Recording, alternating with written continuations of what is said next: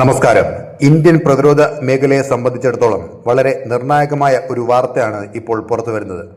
ലോകം 5ാം തലമുറ യുദ്ധവിമാനങ്ങളെക്കുറിച്ച് ചർച്ച ചെയ്യുമ്പോൾ ഇന്ത്യ ഇപ്പോൾ 6ാം തലമുറ യുദ്ധവിമാനങ്ങളുടെ പണിപ്പുരയിലേക്ക് കടക്കുകയാണ്. യൂറോപ്പിലെ 2 വമ്പൻ പ്രതിരോധ കൂട്ടായ്മകളിൽ ഒന്നിൽ പങ്കാളിയാകാൻ ഇന്ത്യ ആലോചിക്കുന്നതായി പ്രതിരോധ മന്ത്രാലയം പാർലമെന്ററി സ്റ്റാൻഡിംഗ് കമ്മിറ്റിയെ അറിയിച്ചു കഴിഞ്ഞു. എന്താണ് ഈ 6ാം തലമുറ യുദ്ധവിമാനങ്ങൾ? ഏതൊക്കെയാണ് ആ 2 യൂറോപ്യൻ ഗ്രൂപ്പുകൾ? ഇന്ത്യയുടെ ഈ നീക്കം ചൈനയെയും പാകിസ്ഥാനെയും എങ്ങനെ ബാധിക്കും? നമുക്ക് വിശദമായി പരിശോധിക്കാം. ആദ്യം തന്നെ എന്താണ് ഈ 6ാം തലമുറ എന്ന് നമുക്ക് നോക്കാം. നിലവിൽ ലോകത്തിലെ ഏറ്റവും മികച്ച യുദ്ധവിമാനങ്ങൾ 5ാം തലമുറയിലുള്ളവയാണ്. അമേരിക്കയുടെ F-35, ചൈനയുടെ J-20 എന്നിവ ഇതിന് ഉദാഹരണങ്ങളാണ്. എന്നാൽ ഇതിനേക്കാൾ എത്രയോ മടങ്ങ് കരുത്തുള്ളതാണ് 6ാം തലമുറ യുദ്ധവിമാനങ്ങൾ. ഇവ കേവലം യുദ്ധവിമാനങ്ങൾ മാത്രമല്ല, ഇതൊരു സിസ്റ്റം ഓഫ് സിസ്റ്റംസ് ആണ്. അതായത് പൈലറ്റിൻ്റെ ജോലി ലഘൂകരിക്കാൻ ആർട്ടിഫിഷ്യൽ ഇൻ്റലിജൻസ് കൂടെ ഉണ്ടാകും. റഡാറുകളുടെ കണ്ണു വെട്ടിക്കാനുള്ള അങ്ങേയറ്റത്തെ അദൃശ്യ ശേഷി, ശത്രു മിസൈലുകളെ തകർക്കാൻ ശേഷിയുള്ള ലേസർ ആയുധങ്ങൾ, കൂടാതെ വിമാനത്തോടൊപ്പം പറന്ന് ആക്രമണം നടത്താൻ കഴിയുന്ന റോബോട്ടിക് ഡ്രോണുകൾ അഥവാ ലോയൽ വിങ്മാൻ എന്നിവ ഇതിൻ്റെ പ്രത്യേകതയാണ്. ഇന്ത്യയുടെ മുന്നിൽ ഇപ്പോൾ 2 വഴികളാണുള്ളത്. യൂറോപ്പിലെ 2 പ്രധാന പ്രൊജക്റ്റുകൾ ഇവയാണ്. GCAP അഥവാ ഗ്ലോബൽ കോമ്പാറ്റ് എയർ പ്രോഗ്രാം. ഇതിനെ മുമ്പ് ടെമ്പസ്റ്റ് എന്നാണ് വിളിച്ചിരുന്നത്.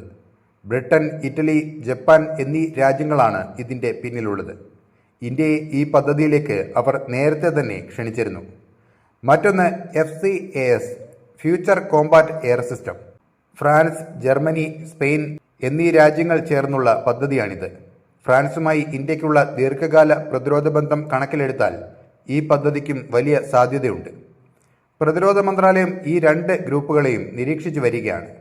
ഇന്ത്യ വെറുമൊരു ഉപഭോക്താവായിട്ടല്ല, മറിച്ച് ഈ വിമാനങ്ങൾ വികസിപ്പിക്കുന്നതിൽ ഒരു പാർട്ണറായിട്ടായിരിക്കും ചേരുന്നത്. എന്തിനാണ് ഇന്ത്യ ഇതിന് ശ്രമിക്കുന്നത്? പ്രധാനമായും 2 കാരണങ്ങളാണുള്ളത്. ഒന്ന്, സാങ്കേതികവിദ്യ. യുദ്ധവിമാനങ്ങളുടെ എഞ്ചിൻ നിർമ്മിക്കുന്ന കാര്യത്തിൽ ഇന്ത്യ ഇപ്പോഴും വിദേശ സഹായം തേടുന്നുണ്ട്.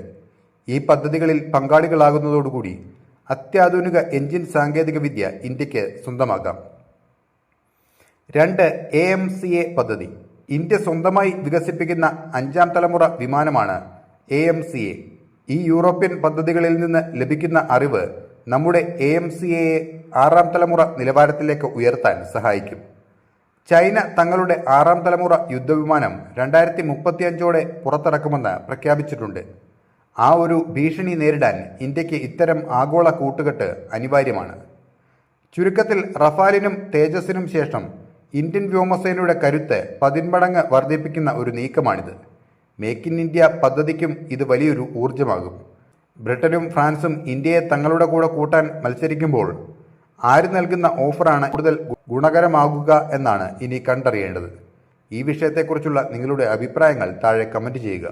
അപ്പോൾ മറ്റൊരു വാർത്തയുമായി വീണ്ടും കാണാം. നന്ദി.